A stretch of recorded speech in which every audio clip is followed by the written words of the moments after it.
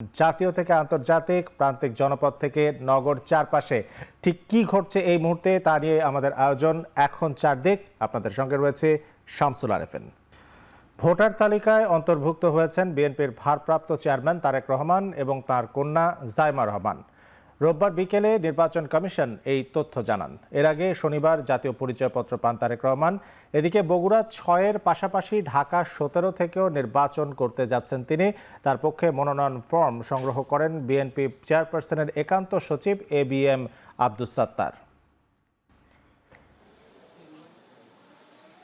কমিশনারের কার্যালয়ে এসে সব শর্ত পূরণ করে চিফ রিটার্নিং অফিসার শরফুদ্দিন আহমেদের হাত থেকে মনোনয়ন ফর্ম সংগ্রহ করেন তিনি। এ সময় শরফুদ্দিন আহমেদ আনুষ্ঠানিকভাবে ফর্ম হস্তান্তরের কথা জানান। আগামীকাল মনোনয়ন ফর্ম জমা দেওয়ার শেষ দিন, তাই কালই মনোনয়ন ফর্ম জমা দিতে হবে। আর এ নিয়ে আপিল করা যাবে 5 থেকে 9 জানুয়ারি পর্যন্ত। সেগুনবাগিচার রিটার্নিং অফিসারের কার্যালয়ে রাজধানীর 13টি আসনের মনোনয়ন ফর্ম গ্রহণ ও জমাদান চলছে। তারেক রহমান স্মরণ করেছেন এবং তার যে গুরুত্বপূর্ণ কর্মসূচিগুলো অর্থাৎ তারেক রহমানের ফেরার এই 3 দিনের সেটিকে বলা হচ্ছে যে তার প্রাইম অ্যাক্টিভিটিস। তারেক রহমান ফেরার দিনে গুরুত্বপূর্ণ। বিএনপি চেয়ারপারসনের কার্যালয়ে অফিস শেষে এভারকেয়ার হাসপাতালে মাকে দেখতে গেছেন তারেক রহমান। সেখানে আছেন সহকর্মী ফরহাদ বিন নূর। বিস্তারিত জানবো তার কাছ থেকে। ফরহাদ, এভারকেয়ার হাসপাতালে খালেদা জিয়ার শারীরিক অবস্থা নিয়ে কোনো ব্রিফিং হয়েছে কি?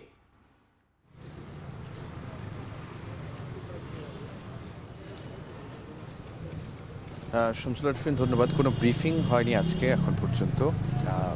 তবে গতকাল যে ব্রিফ করেছিলেন বেগম খালেদা জিয়ার যে ব্যক্তিগত চিকিৎসক ডক্টর এসডিএম জাহিদ হোসেন, তিনি জানিয়েছিলেন যে বেগম খালেদা জিয়ার অবস্থা এখন জটিল এবং তিনি এই মুহূর্তে আসলে একটি সংকটময় মুহূর্ত পার করছেন।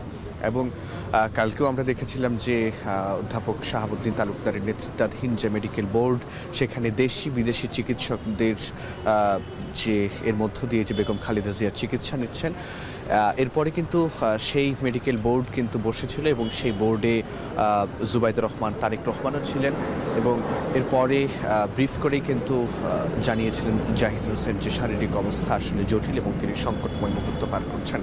আজকেও আমরা দেখেছি যে তারেক রহমান তার যেসব দৈনন্দিন যেসব কাজ, রাজনৈতিক কাজ, সেসব শেষ করে তিনি কিন্তু গুলশান থেকে এই হসপিটালে এসেছেন এভারকেয়ারে এবং এখানে তিনি 11টা নাগাদ তিনি আসেন এবং আজকেও আসলে আজকে কি আপডেট আছে এবং আজকের কি শারীরিক অবস্থা সেটি নিশ্চয়ই তিনি তার মেডিকেল বোর্ডের সঙ্গে, বেগম খালেদা জিয়ার যে মেডিকেল বোর্ড রয়েছে সেই মেডিকেল বোর্ডের সঙ্গে তিনি কথা বলার কথা রয়েছেন এবং এরপর যদি বিএনপির পক্ষ থেকে যদি ব্রিফ করা হয় তাহলে আমরা আবারও জানাতে পারবো যে বেগম খালেদা জিয়ার শারীরিক অবস্থা ঠিক এই মুহূর্তে কী অবস্থায় রয়েছে। আমরা জানি যে গত 23 নভেম্বর অর্থাৎ 5 সপ্তাহ হয়ে গেছে বেগম খালেদা জিয়াকে এখানে হসপিটালে নিয়ে আসার। আমরা দেখেছিলাম যে 23 নভেম্বর বেগম খালেদা জিয়া তিনি স্বাভাবিকভাবেই যে নিয়মিত তার যে শারীরিক চেক আপ সেটি তিনি করাতে এসেছিলেন, কিন্তু সেটি করাতে এসে ধরা পড়ে যে তার চিস্টে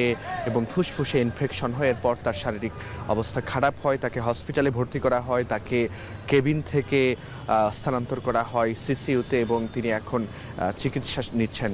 এখনও তিনি আসলে চিকিৎসা নিচ্ছেন। এরপরে কিন্তু আমরা দেখেছি তার শারীরিক অবস্থা আরও খারাপ হয়ে ওঠে এবং তিনি আসলে জীবন মৃত্যুর সন্ধিক্ষণে সময় পার করছেন। তবে ডাক্তারদের আমরা জানি যে দেশি বিদেশি চিকিৎসকদের সমন্বয়ে গঠিত যে মেডিকেল বোর্ড, সেই মেডিকেল বোর্ডের তিনি আসলে চিকিৎসা নিচ্ছেন এবং আমরা জানি যে ডাক্তাররা কিন্তু কিছুদিন আগেও তারা বলেছিলেন যে তার শারীরিক অবস্থা আগের চেয়ে স্থিতিশীল পর্যায়ে এসেছে, অর্থাৎ তিনি ডাক্তাররা যে চিকিৎসা দিচ্ছেন সেটি তিনি নিতে পারছিলেন এবং তার শরীরের বিভিন্ন অঙ্গ প্রত্যঙ্গও আসলে সচল হচ্ছিল, সেই বিষয়টি কিন্তু তারা জানিয়েছিল। তবে গতকাল যে doctor AZM Zahid Hossain brief করেছেন সেখানে কিন্তু তিনি স্পষ্ট করে বলেছেন যে বেগম খালেদা জিয়া বিএনপির যিনি চেয়ারপারসন এবং সাবেক প্রধানমন্ত্রী, তিনি এখন সংকটময় মুহূর্ত পার করছেন এবং তার শারীরিক অবস্থা আসলে জটিল সেটি কিন্তু জানিয়েছিলেন এবং দেশবাসীর প্রতি দোয়া চেয়েছেন বিএনপির পক্ষ থেকে। তো এই ছিল আমার কাছে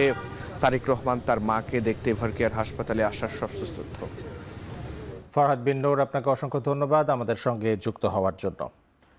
রাজনীতির প্রাণকেন্দ্র রাজধানী, তাই ঢাকা থেকেও মনোনয়ন ফর্ম সংগ্রহ করেছেন বিএনপির ভারপ্রাপ্ত চেয়ারম্যান তারেক রহমান। এমন তথ্য জানিয়েছেন দলের সিনিয়র যুগ্ম মহাসচিব রুহুল কবির রিজভী। ভোটারদের উদ্দীপনার প্রতীক তারেক রহমান, তাই শুধু ঢাকা এবং বগুড়া নয়, যে কোনো জায়গা থেকেই নির্বাচন করতে বাধা হবে না তাঁর, এমন মন্তব্য করেছেন বিএনপির জ্যেষ্ঠ যুগ্ম মহাসচিব রুহুল কবির রিজভী। জাতীয়তাবাদী সামাজিক ও সাংস্কৃতিক সংগঠন জাসাসের প্রতিষ্ঠাবার্ষিকী উপলক্ষে সকালে রাজধানীর জিয়া উদ্যানে বিএনপির প্রতিষ্ঠাতা ও সাবেক রাষ্ট্রপতি জিয়াউর রহমানের সমাধিতে শ্রদ্ধা নিবেদন শেষে একথা বলেন তিনি। এ সময় রিজভী আরও বলেন, দেশে আজ আধিপত্যবাদের ছায়া বিরাজমান। রাজনীতি ও সংস্কৃতির উপর এই কালো থাবা প্রতিহত করতে সংস্কৃতি কর্মীদের এগিয়ে আসার আহ্বান জানান তিনি।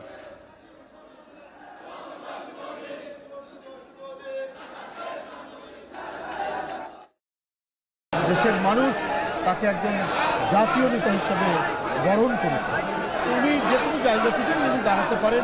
ঢাকা যেহেতু কেন্দ্রীয় রাজধানী, সুতরাং এখান থেকে উনি নির্বাচন করা এবং সেই নির্বাচন ঢাকা থেকে পরিচালনা করার নেতৃত্ব দেওয়া, এটাও অত্যন্ত তার জন্য আমি মনে করি এই দাঁড়ানোটা অত্যন্ত যৌক্তিক তিনি দাঁড়াচ্ছেন। আসন্ন সংসদ নির্বাচন সামনে রেখে দেশকে অস্থির করে তোলার ষড়যন্ত্র হচ্ছে বলে মন্তব্য করেছেন বিএনপি মহাসচিব মির্জা ফখরুল ইসলাম আলমগীর। রোববার দুপুরে ঠাকুরগাঁওয়ের মানব কল্যাণ পরিষদে আয়োজিত আলেম ওলামাদের সাথে মত বিনিময় সভায় একথা বলেন তিনি। এ সময় মির্জা ফখরুল ইসলাম আলমগীর বলেন, দেশ একটি ক্রান্তিকাল পার করছে, বিভিন্ন রকম কথাবার্তায় বিভ্রান্তি ছড়াচ্ছে। তাই এ সময় সবাইকে সতর্ক থাকার আহ্বান জানান দলের মহাসচিব। নিজেদের মধ্যে বিভেদ ও অনৈক্য সৃষ্টি করে দেশকে যেন না পিছিয়ে নিয়ে যায় সে বিষয়ে সতর্ক থাকার কথা বলেন তিনি। এ সময় নিজের শেষ নির্বাচন উল্লেখ করে আলেম ওলামাদের কাছে ভোটের আবেদন জানান তিনি। দেশ এখন একটা ক্রান্তিকাল বলতে পার হচ্ছে, বিভিন্ন রকম কথাবার্তা উঠছে, বিভ্রান্তি সৃষ্টি হচ্ছে, আন্দোলন হচ্ছে। আপনার কেন জানি না মনে হয় যে দেশকে অস্থির করে তোলার জন্য আবার কিছু সংখ্যক লোক পেছন থেকে কাজ করছে। আমাদের এই সময় খুব সাবধান থাকতে হবে যে আমাদের আবার কোনো অন্ধকারের দিকে চলে না যায়। এই নির্বাচন সেই জন্য খুব গুরুত্বপূর্ণ। এই নির্বাচনকে ভাঙার চেষ্টা করা হচ্ছে, বানচাল করার চেষ্টা করা হচ্ছে, সেটা যেন করতে না পারে সেদিকে আপনাদেরকে খেয়াল রাখতে হবে। আসন্ন ত্রয়োদশ জাতীয় সংসদ নির্বাচনকে সামনে রেখে কক্সবাজার 1 আসন চকরিয়া পেকুয়া থেকে বিএনপি মনোনীত প্রার্থী ও দলটির স্থায়ী কমিটির সদস্য সালাউদ্দিন আহমদ মনোনয়নপত্র জমা দিয়েছেন। আজ বিকেল 3টার দিকে চকরিয়া উপজেলা সহকারী রিটার্নিং কর্মকর্তা শাহিন দেলোয়ারের কাছে মনোনয়নপত্র জমা দেন তিনি। এর আগে আজ বেলা 1:30টার দিকে সালাউদ্দিন আহমদ কক্সবাজারে পৌঁছান। পরে সেখান থেকে চকরিয়া উপজেলা সহকারী রিটার্নিং কর্মকর্তার কার্যালয়ে গিয়ে মনোনয়নপত্র জমা দেন। এ সময় স্থানীয় বিএনপির নেতাকর্মীরা উপস্থিত ছিলেন।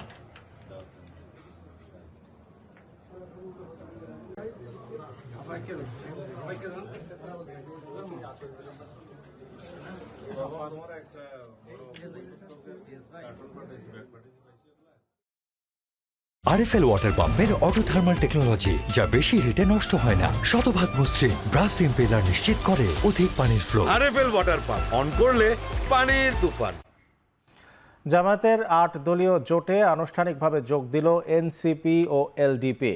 রোববার বিকেলে প্রেস ক্লাবে সংবাদ সম্মেলনে কথা জানিয়ে দলের আমির বলেন, আসন সমঝোতা প্রায় শেষ পর্যায়ে। মনোনয়ন ফর্ম দাখিলের পর ন্যায্যতার ভিত্তিতে আসন বন্টন চূড়ান্ত হবে। তিনি আরও বলেন, জুলাই অভ্যুত্থানের চেতনায় একটি ন্যায়ভিত্তিক, ইনসাফপূর্ণ ও গণমানুষের কল্যাণমুখী রাষ্ট্র গড়তে এই জোট ঐক্যবদ্ধভাবে কাজ করবে। তিনি জানান, আরও কয়েকটি রাজনৈতিক দল এই জোটে যোগ দিতে আগ্রহ প্রকাশ করেছে, তবে সময় স্বল্পতার কারণে আপাতত তা সম্ভব হয়নি। ভবিষ্যতে ভিন্ন প্রক্রিয়ায় সমঝোতার সুযোগ থাকবে বলেও ইঙ্গিত দেন তিনি। এদিকে সুষ্ঠু নির্বাচনের জন্য লেভেল প্লেইং ফিল্ড এখনো তৈরি হয়নি বলে অভিযোগ করেন তিনি। আমরা বসে নিজেদের মধ্যে আলাপ আলোচনার মধ্য দিয়ে আজকে আরো 2টি দল আমাদের সাথে সম্পৃক্ত হয়েছেন, জনাব কর্নেল অলি আহমদ এবং এনসিপি একটু আগে আমাদের সাথে তাদের বৈঠকটা সমাপ্ত হয়েছে। তারা এই বৈঠকে আসার সময় এবং সুযোগটা পাননি। তাছাড়াও দলীয় পরিসরে তারা একটা মিটিং করে আজকে রাত্রেই আমাদেরকে তারা জানিয়েছেন যে তাদের এখানে সম্পৃক্ততার ব্যাপারটা তারা আপনাদেরকে পরিষ্কার জানিয়ে দিবেন ইনশাআল্লাহ। শরীফ ওসমান হাদির হত্যাকাণ্ডের পর রাজনৈতিক প্রেক্ষাপট বদলে যাওয়ায় এককভাবে নির্বাচন করবে না এনসিপি। বৃহৎ ঐক্যের স্বার্থে জামায়াত ও সমমনা ৮ দলের সাথে জোটভুক্ত হয়ে নির্বাচনে অংশ নেওয়ার ঘোষণা দিয়েছেন দলটির আহ্বায়ক নাহিদ ইসলাম। তবে এটি কোনো আদর্শিক জোট নয়, নির্বাচনী সমঝোতা বলে জানিয়েছেন তিনি। এই নির্বাচন সুষ্ঠুভাবে সম্পন্ন করার জন্য, প্রতিযোগিতা পূর্ণ করার জন্য এবং যাতে আধিপত্যবাদী কোনো শক্তি আমাদের এই গণঅভ্যুত্থান পরবর্তী অগ্রযাত্রাকে ঠেকাতে না পারে, সেজন্য আমাদের বৃহত্তর ঐক্য প্রয়োজন। সেই তাগিদ থেকেই আমরা জামাতে ইসলামী এবং তাদের যে সমমনা ৮ দল রয়েছে তাদের সাথে আমরা কথা বলেছি এবং তাদের যে নির্বাচনী সমঝোতা, জাতীয় নাগরিক পার্টি এনসিপি সেই নির্বাচনী সমঝোতায় সম্মত হয়েছে। আমাদের যে প্রার্থীর বিষয়টা আছে সেটা আমরা চূড়ান্তভাবে আপনারা ঘোষণা দিব এবং সমঝোতায় আমাদের যে প্রার্থী তারাই নমিনেশন ফর্ম জমা দিবেন। ডাক্তার তাসনিম জারার পর এবার এনসিপি ছাড়লেন দলটির যুগ্ম আহ্বায়ক ডাক্তার তাসনুভা জাবিন।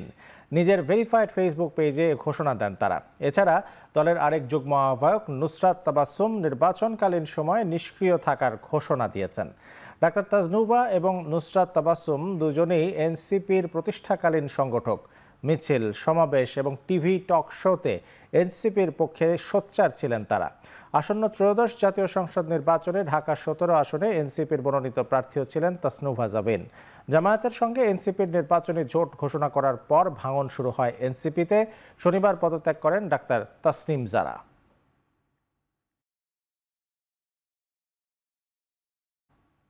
এনসিপির অংশ না হওয়ার ঘোষণা দিয়েছেন জুলাই অভ্যুত্থানের অন্যতম নেতা মাহফুজ আলম। রোববার রাতে এক ফেসবুক পোস্টে এই ঘোষণা দেন তিনি। পোস্টে তিনি জানান, এনসিপিকে একটা বিগ জুলাই আমব্রেলার আকারে স্বতন্ত্র উপায়ে দাঁড় করানোর চেষ্টা করেছেন তিনি, তবে সেটা সম্ভব হয়নি। বিদ্যমান বাস্তবতায় জুলাই সহযোদ্ধাদের প্রতি সম্মান, স্নেহ এবং বন্ধুত্ব থাকবে, কিন্তু ঢাকার কোনো একটা আসনে জামায়াত এনসিপি জোটের প্রার্থী হওয়ার চেয়ে তার কাছে দীর্ঘদিনের অবস্থান ধরে রাখা বেশি গুরুত্বপূর্ণ। এদিকে জামায়াত এনসিপি জোট থেকে তাকে প্রস্তাব দেওয়া হয়েছে বলেও জানান মাহফুজ আলম।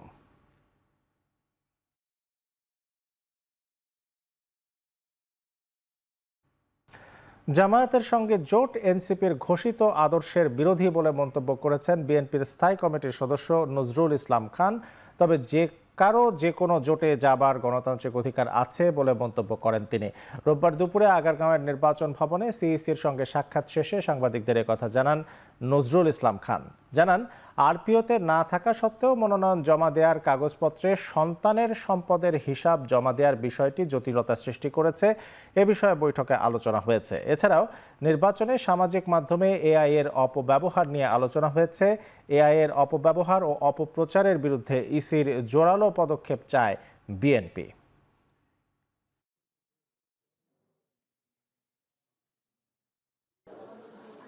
তাদের এই ভাবনার সঙ্গে দ্বিমত পোষণ করে তাদের অনেক নেতৃবৃন্দ দল ছাড়ার ঘোষণা দিয়েছেন। অর্থাৎ মনে হয় যেন তাদের ঘোষিত আদর্শ বা ঘোষিত ভাবনার সঙ্গে তাদের এই নতুন চিন্তা এটা বোধহয় যাচ্ছে না আর কি। যাই হোক, এটা তাদের ব্যাপার, এটা আমাদের ব্যাপার না। আমরা সবাই দেশপ্রেমিক রাজনৈতিক দল, আমরা বিশ্বাস করি গণতন্ত্রে, আমরা বিশ্বাস করি দেশের উন্নয়নে। তবে সব ব্যাপারে যদি একমত হতাম আমরা, তাহলে তো এক দল করতাম, তাহলে তো আলাদা দল থাকতাম না আমরা। জাতীয় নির্বাচনকে সামনে রেখে সাইবার নিরাপত্তা জোরদারের নির্দেশ দিয়েছেন প্রধান উপদেষ্টা ডক্টর ইউনূস। যমুনায় জাতীয় সাইবার সুরক্ষা কাউন্সিলের সভায় তিনি এ নির্দেশনা দেন। প্রধান উপদেষ্টা বলেন, নির্বাচন ও গণভোট ঘিরে যে কোনো ধরনের সাইবার হুমকি, গুজব, অপপ্রচার এবং প্রযুক্তি নির্ভর অপরাধ প্রতিরোধে সর্বোচ্চ সতর্কতা অবলম্বন করতে হবে। একই সঙ্গে তথ্য প্রযুক্তি ব্যবস্থার সক্ষমতা বাড়িয়ে একটি নিরাপদ ও বিশ্বাসযোগ্য ডিজিটাল পরিবেশ নিশ্চিত করার উপর গুরুত্ব দেন তিনি। সব নাগরিক সেবার নিরাপত্তা নিশ্চিতে নিয়মিত সফটওয়্যার ও হার্ডওয়্যার হালনাগাদ এবং দক্ষ জনবল গড়ে তোলা অত্যন্ত জরুরি বলে মন্তব্য করেন প্রধান উপদেষ্টা। এক্ষেত্রে সংশ্লিষ্ট প্রতিষ্ঠানগুলোর সাইবার নিরাপত্তা সক্ষমতা মূল্যায়নে একটি রেটিং ব্যবস্থা চালুর নির্দেশ দেন প্রধান উপদেষ্টা। সভায় উপস্থিত ছিলেন আইন উপদেষ্টা, তথ্য ও যোগাযোগ প্রযুক্তি সচিব শীষ হায়দার চৌধুরী, আইজিপি সহ সংশ্লিষ্ট দপ্তরের ঊর্ধ্বতন কর্মকর্তারা।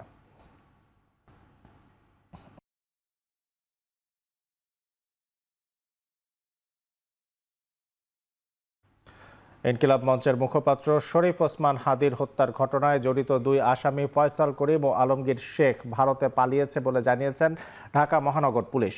রোববার সকালে ডিএমপিতে ব্রিফিংয়ে অতিরিক্ত police commissioner S N. Nazrul Islam এই তথ্য জানান। এ সময় তিনি বলেন, আগামী 7 থেকে 10 দিনের মধ্যে অভিযোগপত্র জমা দেওয়া হবে। হাদি হত্যার সঙ্গে জড়িত সন্দেহে এ পর্যন্ত 11 জনকে গ্রেপ্তার করা হয়েছে। তদন্তকালীন এ যাবৎ এ ঘটনা সংগঠনে পরিকল্পনায় অংশগ্রহণ, ঘটনায় ব্যবহৃত অস্ত্রগুলি লুকানোর সাথে জড়িত, ঘটনার মূল 2 হোতাকে পলায়নে সহায়তাকারী সহ মোট 11 জনকে আমরা গ্রেপ্তার করতে সক্ষম হয়েছি। সাক্ষীদের জবানবন্দি, উদ্ধারকৃত আলামত পর্যালোচনা ও সার্বিক বিবেচনায় মামলাটির তদন্ত শেষ পর্যায়ে রয়েছে। আগামী 7 থেকে 10 দিনের মধ্যে আমরা চার্জশিট প্রদান করতে সক্ষম হব ইনশাআল্লাহ। এদিকে স্বরাষ্ট্র উপদেষ্টা বলেছেন, তদন্তের স্বার্থে হাদির হত্যা মামলার অগ্রগতি জনসম্মুখে প্রকাশ করা যাচ্ছে না, তবে অন্তর্বর্তী সরকারের আমলেই এ হত্যার বিচার শেষ করা হবে বলে আশ্বাস দেন তিনি। আর শিগগিরই হাদি হত্যা মামলা দ্রুত বিচার ট্রাইব্যুনালে হস্তান্তর হবে বলেও জানান স্বরাষ্ট্র উপদেষ্টা। ইতিমধ্যে মামলাটি দ্রুত বিচার ট্রাইব্যুনাল স্থানান্তর করার সিদ্ধান্ত নেওয়া হয়েছে। 7 জানুয়ারি 2026-এ এই মামলায় চার্জশিট দেওয়া সম্ভব হবে বলে আশা করছি। এই অন্তর্বর্তী সরকারের মেয়াদেই হাদি ভাইয়ের হত্যার বিচার সম্পূর্ণ করা হবে ইনশাআল্লাহ।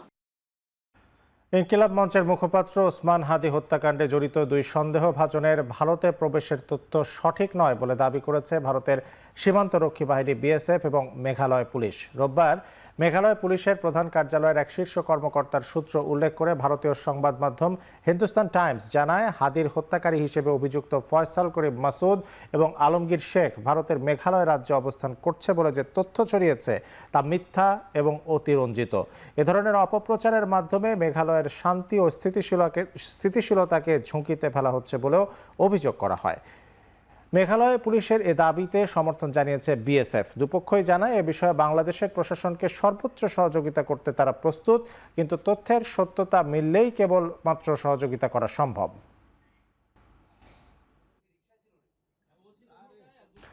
আগামী 24 দিনের মধ্যে ওসমান হাদির হত্যাকারীদের বিচার নিশ্চিত সহ 4 দফা দাবি জানিয়ে অবরোধ তুলে নিয়েছে ইনকিলাব মঞ্চ। তবে সোমবার দুপুরে 2টায় দেশের সকল শিক্ষা প্রতিষ্ঠানের ছাত্র জনতাকে শাহবাগে যোগ দেওয়ার আহ্বান জানানো হয়েছে। রোববার রাতে টানা 3 দিনের বিক্ষোভ সমাবেশ শেষে এই ঘোষণা দেন ইনকিলাব মঞ্চের সদস্য সচিব আব্দুল্লাহ জাবের। একই সাথে বাংলাদেশে কর্মরত সকল ভারতীয় নাগরিকের ওয়ার্ক পারমিট বাতিল ও শেখ হাসিনাকে ফেরত না দিলে ভারতের বিরুদ্ধে আন্তর্জাতিক আদালতে মামলার দাবি জানানো হয়।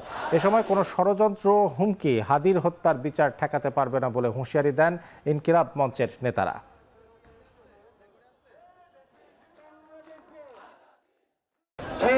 যারা খুন করেছে,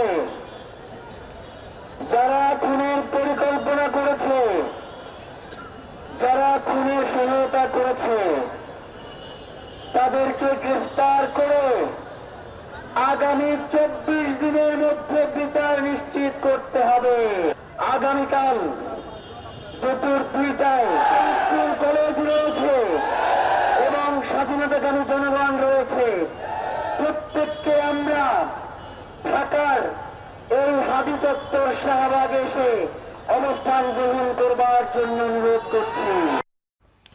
শরীফ ওসমান হাদির হত্যায় জড়িতদের গ্রেপ্তার ও বিচারের দাবিতে কেন্দ্রীয় কর্মসূচির অংশ হিসেবে দেশের বিভাগীয় নগরীগুলোতে অবস্থান কর্মসূচি পালন করেছে ইনকিলাব মঞ্চ ও ছাত্র জনতা। চট্টগ্রাম নগরীর নতুন ব্রিজ এলাকায় বেলা 3:30টার দিকে ওসমান হাদির হত্যাকারীদের বিচারের দাবিতে সড়ক অবরোধ করে ইনকিলাব মঞ্চের নেতাকর্মীরা। এ সময় হাদির হত্যাকাণ্ডের সঠিক বিচার নিশ্চিত না হওয়া পর্যন্ত রাজপথ ছাড়বেন না বলে জানান তারা। বিকেলে রাজশাহী বিশ্ববিদ্যালয়ের প্রধান ফটকে এবং নগরীর তালাইমারি মোড় অবরোধ করে অবরোধ কর্মসূচি পালন করেছে রাজশাহীর বিভিন্ন শিক্ষা প্রতিষ্ঠানের শিক্ষার্থীরা। দ্রুত সময়ের মধ্যে হাদি হত্যার বিচার না হলে কঠোর আন্দোলনের হুঁশিয়ারি দেয় তারা।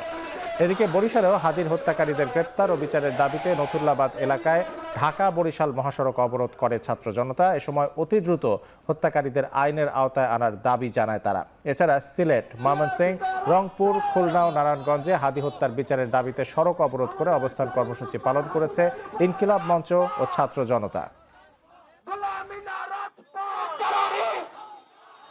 এই যে এদেরকে ধরতেছে, নাম্বার প্লেট কে দিচ্ছে ওদেরকে ধরছে, কিন্তু মূল আসামি যারা, এর পিছনে মাস্টারমাইন্ড যারা, তাদেরকে তারা এখনো কোনো ধরনের হাজির করতে পারে না। আমরা আসলে চাই যে পুরো খুনি চক্র গ্রেফতার হোক এবং তাদেরকে জনতার সম্মুখে এনে বিচারের আওতায় আনা হোক। হাদির হত্যাকারীদেরকে পালাতে দেওয়ার পরে অথবা কোথাও সেফলি রাখার পরে চার্জশিট গঠন করার তো কোনো মানে হয় না, এগুলো ফর্মালিটিস। আমরা আসলে অত আইনি জটিলতায় যেতে চাচ্ছি না, আমরা চাই বিচার হবে। বাংলাদেশে সংখ্যালঘু সম্প্রদায় নিয়ে ভারতের পররাষ্ট্র মন্ত্রণালয়ের সাম্প্রতিক মন্তব্য প্রত্যাখ্যান করেছে বাংলাদেশ। একই সঙ্গে ভারতে বড়দিনের অনুষ্ঠানে হামলা এবং বাংলাদেশি সন্দেহে 2 ভারতীয়কে পিটিয়ে হত্যার ঘটনায় বাংলাদেশ গভীর উদ্বেগ জানিয়েছে বলে জানান মন্ত্রণালয়ের ডিজি SM মাহবুবুল আলম। রোববার বিকেলে পররাষ্ট্র মন্ত্রণালয় আয়োজিত ব্রিফিংয়ে একথা বলেন তিনি।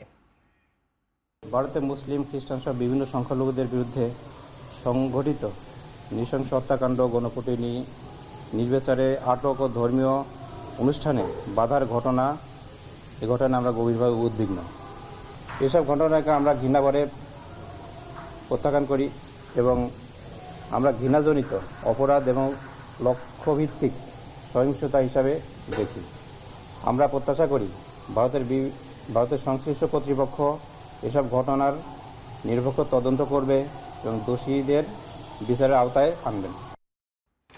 প্রথম আলো, ডেইলি স্টার পত্রিকায় হামলা, ভাঙচুর ও অগ্নিসংযোগ ইস্যুতে আমার দেশ পত্রিকাকে জড়িয়ে ফেসবুকে মিথ্যা প্রচারণার দায়ে 2 জনের বিরুদ্ধে মানহানির মামলা করেছেন পত্রিকাটির সম্পাদক মাহমুদুর রহমান। এতে আসামি করা হয় প্রথম আলোর কলাম লেখক মল্লিক মারুফ এবং বিএনপির তথ্য প্রযুক্তি বিষয়ক সম্পাদক AKM ওয়াহিদুজ্জামান অ্যাপোলোকে। রোববার দুপুরে ঢাকার CMM আদালতে মামলাটি দায়ের করেন তিনি। এ সময় মাহমুদুর রহমান বলেন, কলাম লেখক মারুফ মল্লিক বলেছেন আমার দেশ পত্রিকা এ ঘটনায় জড়িত, কিন্তু এই অভিযোগ সম্পূর্ণ মিথ্যা। 505 ও 109 ধারায় মামলা করা হয়েছে উল্লেখ করে তিনি বলেন, ভারতের সম্প্রসারণবাদের বিরুদ্ধে লড়াই করেছি, আর এখন রাজনৈতিক দলেই ভারতীয় দালালদের অনুপ্রবেশ ঘটেছে। তার আইনজীবী বলেন, একটি মহল ঘৃণা বিদ্বেষ ছড়িয়ে দিতে চায়, বিশৃঙ্খলা তৈরি করতে চায়, তাই মাহমুদুর রহমানের বিরুদ্ধে এমন অপপ্রচার চালানো হচ্ছে।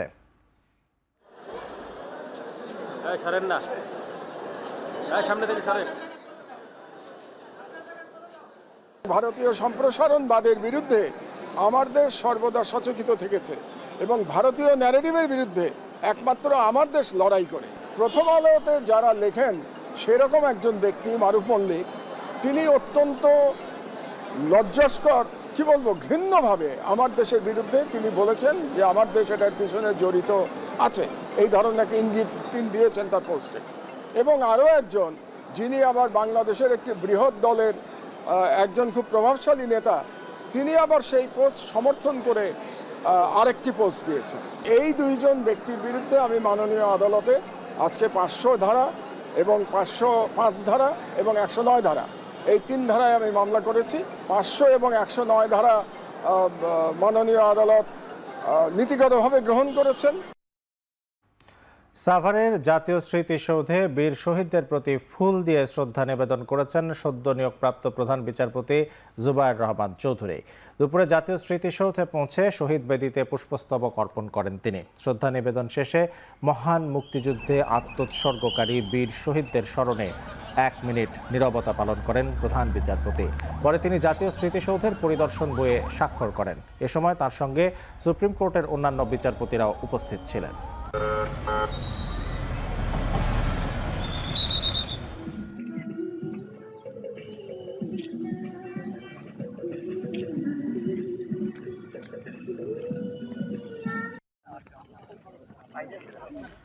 24 জুলাই আগস্টে আন্দোলন চলাকালে ময়মনসিংহের গৌরীপুরে 3 জনকে হত্যার ঘটনায় মানবতা বিরোধী অপরাধের মামলায় আসামিদের বিরুদ্ধে তদন্ত প্রতিবেদন দাখিলে আরও 1 মাস সময় দেওয়া হয়েছে।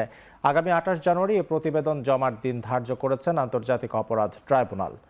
রোববার দুপুরে ট্রাইব্যুনাল 2-এর সদস্য মোহাম্মদ মনজুরুল বাসিদের নেতৃত্বাধীন 2 সদস্যের বিচারিক প্যানেল এ আদেশ দেন। এ মামলার তদন্ত প্রতিবেদন দাখিলের জন্য আজ দিন ধার্য ছিল, তবে প্রতিবেদন জমা না দেওয়ায় প্রসিকিউশনের আবেদনের পরিপ্রেক্ষিতে আরও 1 মাস সময় দেওয়া হয়। সকালে কারাগার থেকে প্রিজন ভ্যানে করে এ মামলায় গ্রেপ্তার 6 জনকে ট্রাইব্যুনালে হাজির করে পুলিশ। এদিকে জুলাই অভ্যুত্থানের প্রথম শহীদ রংপুরের বেগম রোকেয়া বিশ্ববিদ্যালয়ের শিক্ষার্থী আবু সাইদ হত্যা মামলার মূল তদন্ত কর্মকর্তা রুহুল আমিন আজ দ্বিতীয় দিনের মতো সাক্ষ্য দিয়েছেন। এদিন তিনি আদালতের কাছে তদন্ত চলাকালে জব্দকৃত আলামতের বিস্তারিত বিবরণ তুলে ধরেন। বিশেষ করে ঘটনার পারিপার্শ্বিকতায়, কোথা থেকে, কবে এবং কোন প্রক্রিয়ায় আলামত সংগ্রহ ও জব্দ করা হয়েছে তার দালিলিক ও পদ্ধতিগত দিকগুলো জবানবন্দিতে উঠে আসে।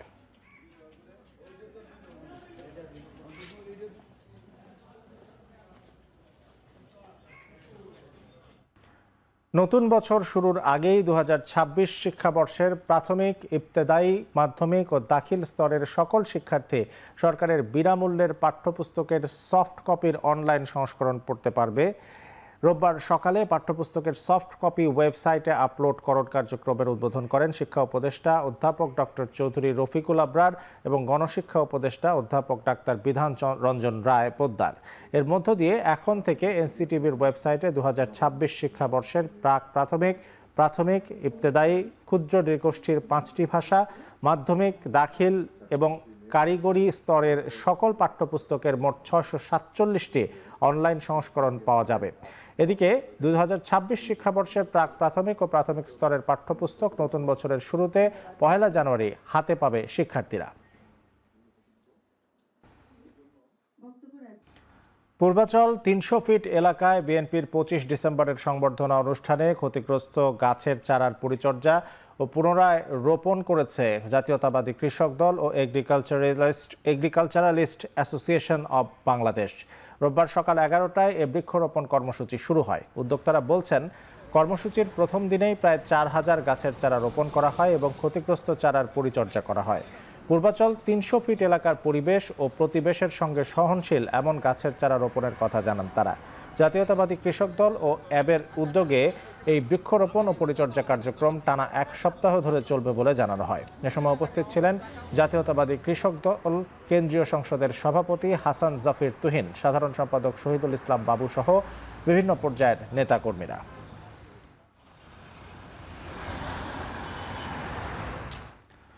Bangladesh national cadet corps BNCC অধিদপ্তরের বার্ষিক কেন্দ্রীয় ক্যাম্পিং 2025-26-এর সমাপনী কুচকাওয়াজ অনুষ্ঠিত হয়েছে।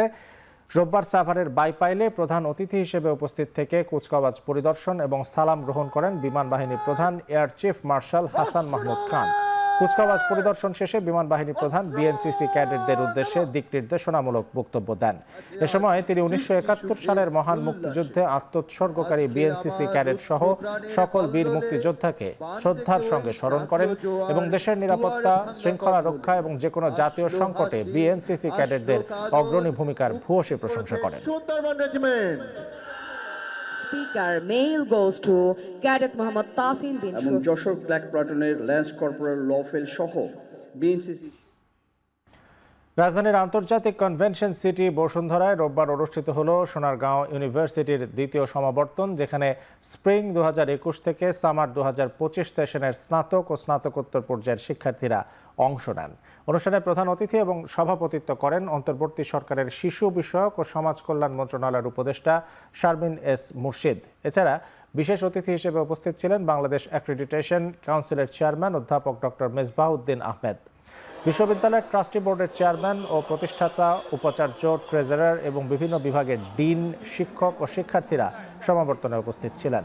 সমাবর্তনে বক্তা হিসেবে উপস্থিত ছিলেন তথ্য সম্প্রচার, পরিবেশ, বন ও জলবায়ু পরিবর্তন মন্ত্রণালয়ের উপদেষ্টা সৈয়দা রিজওয়ানা হাসান।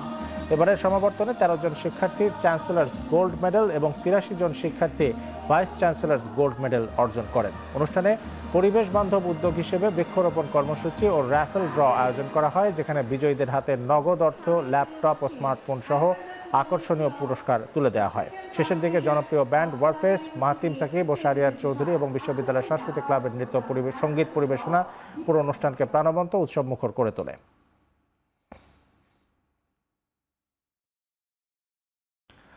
সিরিয়ার বিভিন্ন শহরে আলাউইত সম্প্রদায়ের সঙ্গে নিরাপত্তা বাহিনীর রক্তক্ষয়ী সংঘর্ষে অন্তত ৩ জন নিহত হয়েছেন, আহত হয়েছেন আরও অর্ধশতাধিক। সরকার বিরোধী বিক্ষোভ ছড়িয়ে পড়েছে সিরিয়ার লাতাকিয়া, তার্তুস ও জাবলেহ সহ আরও কয়েকটি শহরে। এতে হতাহত হয়েছেন নিরাপত্তা কর্মকর্তা সহ বেশ কয়েকজন বিক্ষোভকারী। ক্ষমতাচ্যুত প্রেসিডেন্ট বাশার আল আসাদের সশস্ত্র বাহিনীর বন্দীদের মুক্তি এবং তাদের চাকরিতে পুনর্বহালের দাবিতে রাস্তায় নামে আলাউইত সম্প্রদায়ের শত শত মানুষ। এ সময় বিক্ষোভকারীরা নিরাপত্তা বাহিনীকে লক্ষ্য করে গুলি এবং হাত বোমা ছোড়ে। পরিস্থিতি নিয়ন্ত্রণে বিক্ষোভকারীদের ওপর পাল্টা গুলি চালায় আইনশৃঙ্খলা বাহিনীর সদস্যরা।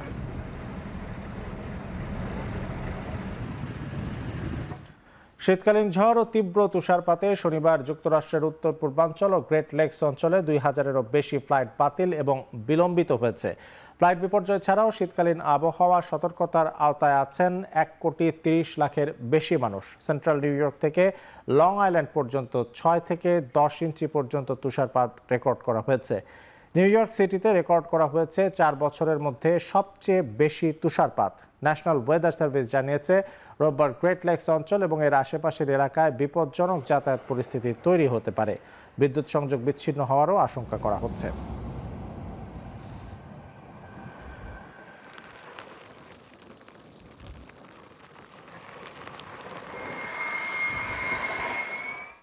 ইন্দোনেশিয়ায় নৌকাডুবির ঘটনায় স্প্যানিশ ক্লাব ভ্যালেন্সিয়ার কোচ ফার্নান্দো মার্টিন ও তাঁর ৩ সন্তান মারা গেছেন। তবে স্ত্রী এবং এক কন্যা ছাড়াও ৪ ক্রু এবং এক ট্যুর গাইডকে জীবিত উদ্ধার করা সম্ভব হয়েছে। মার্টিন নারী বি দলের কোচ ছিলেন। এক বিবৃতিতে এসব তথ্য নিশ্চিত করেছে স্প্যানিশ ক্লাব ভ্যালেন্সিয়া। ইন্দোনেশিয়া ও স্পেনের কর্তৃপক্ষের দেওয়া তথ্য বলছে, চরম বৈরী আবহাওয়ার মধ্যে শুক্রবার ১১ জন আরোহী নিয়ে একটি নৌকা ডুবে যায়। জনপ্রিয় পর্যটন এলাকা লাবুয়ান বাজোর কাছে থাকা পাদার দ্বীপ প্রণালীতে এই দুর্ঘটনা ঘটে। পরে মার্টিনের স্ত্রী এবং এক কন্যা সহ ৭ জনকে জীবিত উদ্ধার করা সম্ভব হলেও মার্টিন ও তার ৩ সন্তানকে উদ্ধার করা সম্ভব হয়নি, যার কারণে ৪ জনের মরদেহ খুঁজে পেতে রোববারও উদ্ধার অভিযান চলমান রয়েছে।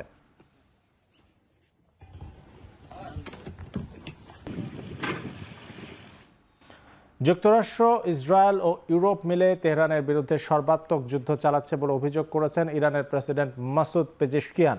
শনিবার ইরানের স্থানীয় গণমাধ্যমের বরাতে তথ্যটি প্রকাশ করে আল জাজিরা। পেজেশকিয়ানের অভিযোগ, যুক্তরাষ্ট্র, ইসরায়েল ও ইউরোপ ইরানের সমৃদ্ধির বিরোধিতা করে। এ সময় তিনি স্পষ্ট করে বলেন, যদি শত্রুপক্ষ ইরানের ভূখণ্ডে হামলা চালায় তাহলে এর বিরুদ্ধে প্রতিশোধমূলক ব্যবস্থা নেবে তেহরান। এছাড়া শত প্রতিকূলতার মধ্যেও ইরানের সেনাবাহিনীর সদস্যরা সর্বোচ্চ শক্তিমত্তার সঙ্গে কাজ করছে বলেও জানান পেজেশকিয়ান। গত জুনে ইরানের একাধিক স্থাপনায় হামলা চালায় যুক্তরাষ্ট্র ও ইসরায়েল। এছাড়া সেপ্টেম্বরে ইরানের পরমাণু কর্মসূচির ওপর জাতিসংঘের নিষেধাজ্ঞা পুনর্বহালের পক্ষে সিদ্ধান্ত জানায় পশ্চিমা বেশ কয়েকটি দেশ। এদিকে গাজার স্বাধীনতাকামী গোষ্ঠী হামাসকে অর্থায়নের অভিযোগে ইতালিতে ৯ জনকে গ্রেপ্তার করা হয়েছে। শনিবার পরিচালিত এক অভিযানে তাদের গ্রেপ্তার করা হয়। অ্যান্টি মাফিয়া এবং অ্যান্টি টেরোরিজম ইউনিট যৌথভাবে অভিযান চালিয়েছে বলে জানিয়েছে ইতালির প্রসিকিউটর দপ্তর। গ্রেপ্তারকৃত ব্যক্তিদের বিরুদ্ধে হামাসের সঙ্গে যুক্ত থাকার পাশাপাশি অর্থ জোগাড়ের অভিযোগ আনা হয়েছে। তারা গত ২ বছরে মানবিক সহায়তার নামে বিভিন্ন দাতব্য সংস্থার মাধ্যমে হামাসের জন্য $৮ মিলিয়ন বেশি সংগ্রহ করেছে বলেও দাবি করেছে ইউরোপের দেশটি। এর আগে গাজায় হামাসের বিরুদ্ধে ইসরায়েলের যুদ্ধকে জর্জিয়া মেলোনি সমর্থন দেওয়ার পর ইতালিতে একাধিকবার বিক্ষোভ হয়েছে।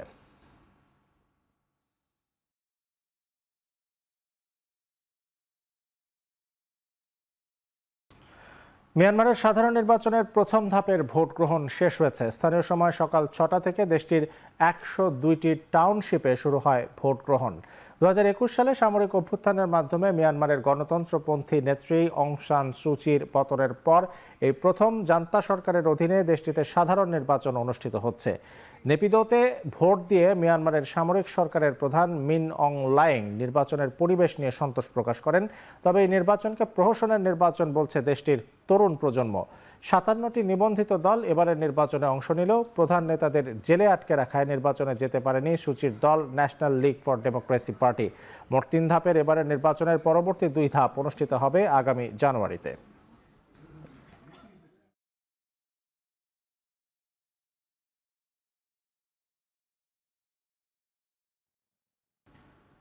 বিসিবির মালিকানায় যাবার পর থেকেই রূপ বদলেছে চট্টগ্রাম রয়্যালস। নতুন করে এবারের টুর্নামেন্টের মাঝপথে 2 বিদেশিকে দলে নিচ্ছে তারা।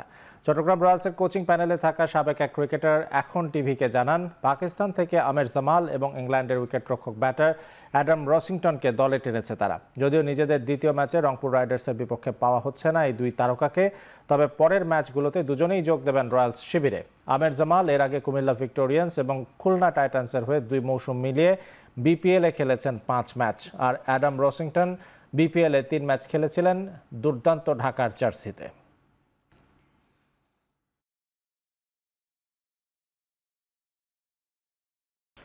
অনুশীলন চলাকালে মাথায় আঘাত পেয়ে হাসপাতালে যেতে হয়েছে চট্টগ্রাম রয়্যালসের বোলার শরীফুল ইসলামকে, যদিও চোট খুব বেশি গুরুতর নয় বলেই ধারণা করা হচ্ছে। রোববার সকালে নির্ধারিত অনুশীলন সূচিতে মাঠে ছিল চট্টগ্রাম রয়্যালস। এক পর্যায়ে এক সতীর্থের সঙ্গে সংঘর্ষে মাথায় আঘাত পান জাতীয় দলের এই পেসার। চট্টগ্রাম রয়্যালসের দলীয় সূত্রে জানানো হয়, আঘাতের পরেই শরীফুলকে হাসপাতালে নিয়ে যাওয়া হয়। সেখানে সিটি স্ক্যান করানো হয়েছিল, যদিও তাতে খুব গুরুতর কিছু ধরা পড়েনি। এদিন তাকে আর অনুশীলনে আনা হয়নি, ফিরে গিয়েছেন টিম হোটেলে। আগামীকাল চট্টগ্রাম রয়্যালস নিজেদের দ্বিতীয় ম্যাচে খেলবে রংপুর রাইডার্সের বিপক্ষে। সেখানে শরীফুলকে দেখা যাবে কিনা সেই সিদ্ধান্ত নেওয়া হবে ম্যাচের আগ মুহূর্তে।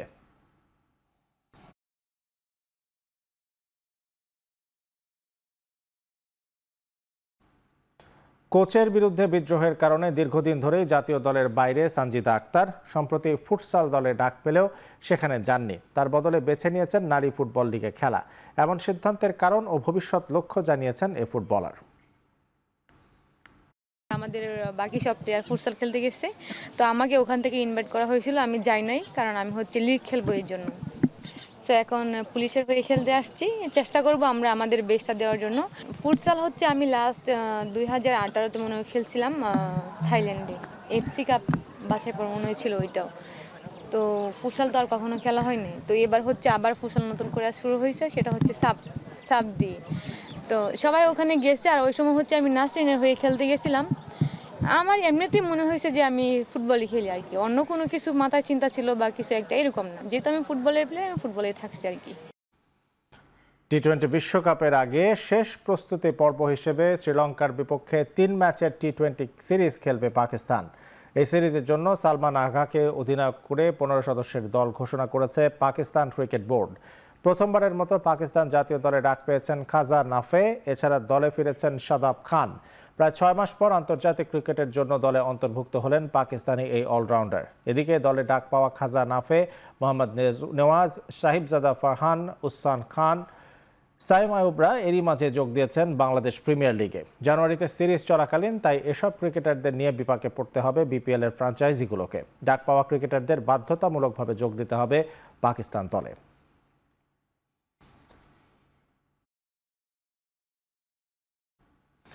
শেষ করছি এখন 4 দিক। এখন টেলিভিশন ওয়েবসাইটে দেখতে ভিজিট করুন www.ekhon.tv। এছাড়া ফেসবুকে দেখতে ভিজিট করুন facebook.com/tv.com এবং ইউটিউবে দেখতে ভিজিট করুন youtube.com/c/ekhon tv।